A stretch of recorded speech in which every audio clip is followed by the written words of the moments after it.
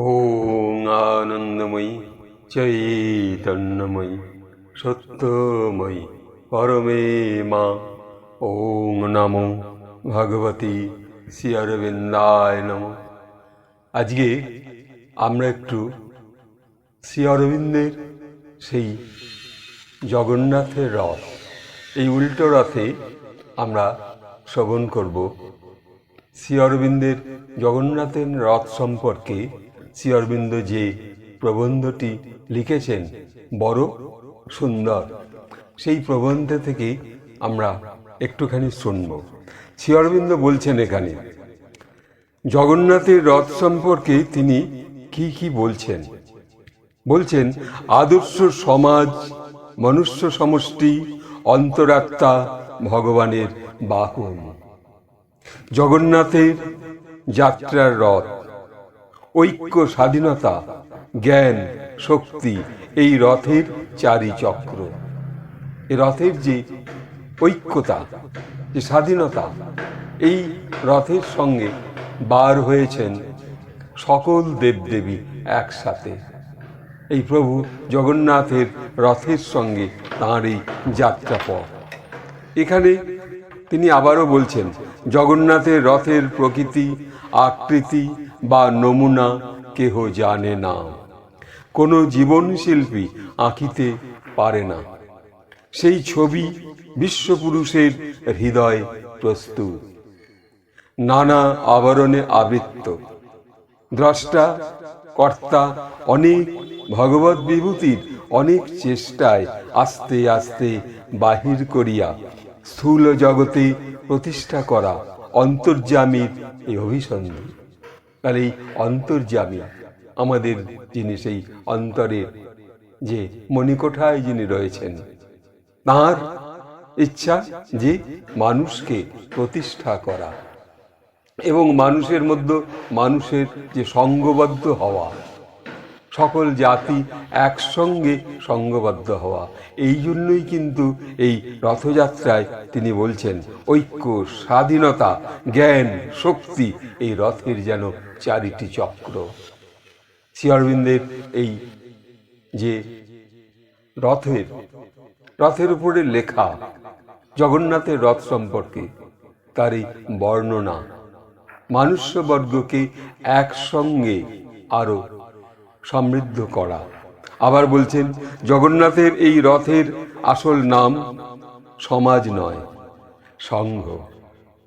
বহুমুখী শিখিল জনসংঘ বা জনতা নয়, আত্মজ্ঞানের, ভগবত জ্ঞানের ঐক্যমুখী শক্তির বলে সানন্দে গঠিত, বন্ধরহিত, অছেদ্য সংহতি ভাগবত সংঘ।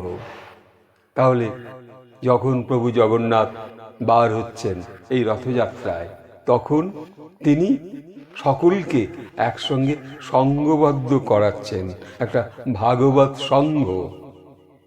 এই যে ভাগবত সংঘ, বিশ্বের সকল মানুষ এক জায়গায় হবে, অখণ্ড ভারত হবে, ভারতের মধ্যে একটা ঐক্য থাকবে।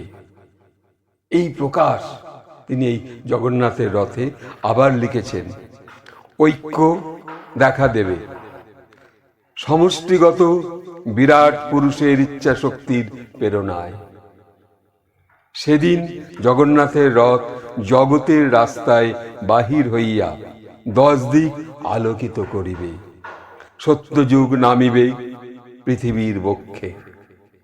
মর্ত মানুষের পৃথিবী হইবে দেবতার খেলার শিবির। ভগবানের মন্দির, নগর, temple, city of god, Anandpuri. তা সেই সত্যযুগ এই পৃথিবীর বক্ষে নামছে। আমাদের একত্রিত হতে হবে। এই ভারতবর্ষকে এক রূপ, একত্রিত বোধ, একতা বোধ এবং অখণ্ড ভারতের যে রূপ, এই রথযাত্রার এক রূপকার।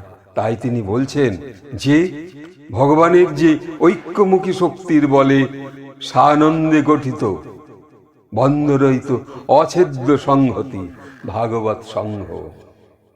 এ রথ আমরা দর্শন করতে যাই, পুরীতে। সেই পুরীতে গিয়ে দেখা যায় মানুষ একত্রিতভাবে সেই রথের দড়ি ধরে, রশি ধরে টানছে।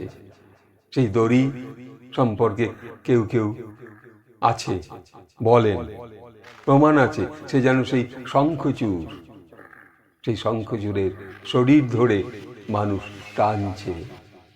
কোথায়? একত্রিত হবার জন্য।